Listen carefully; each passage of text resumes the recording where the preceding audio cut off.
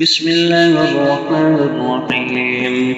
اللهم صل على سيدنا ومولانا محمد صاحب التاج والمعراج والبراق والعلم، دافع البلاء والوباء والقحة والمرض والألم.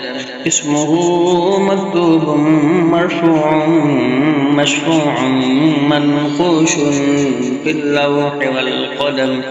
سيد العرب والعجم، اسمه مقدس معطر مطهر منور في البيت والحرم. شمس الضحى بدر الدجى صدر العلا نور الهدى كاف الورى مصباح الظلم. جميل الشيم شفيع الأمم صاحب الجود والكرم. الله عاصمه وجبريل خادمه والبراق مركبه والمعراج سفره وسدرة المنتهى مقامه. فقاب قوسين مطلوبه والمطلوب مقصوده والمقصود موجوده.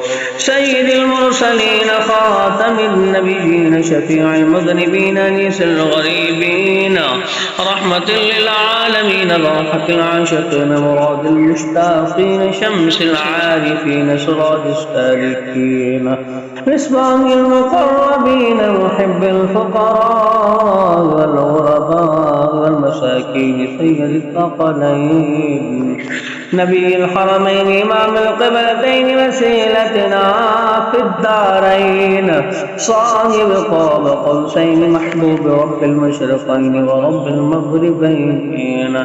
جد الحسن والحسين جد الحسن والحسين مولانا مولى الثقلين بالقاسم محمد بن عبد الله نور من نور الله. يا أيها المستعقون بنور جماله بلغ العلا بكماله كشف الدجى بجماله. صلوا عليه وآله وصحابه وسلموا تسليما.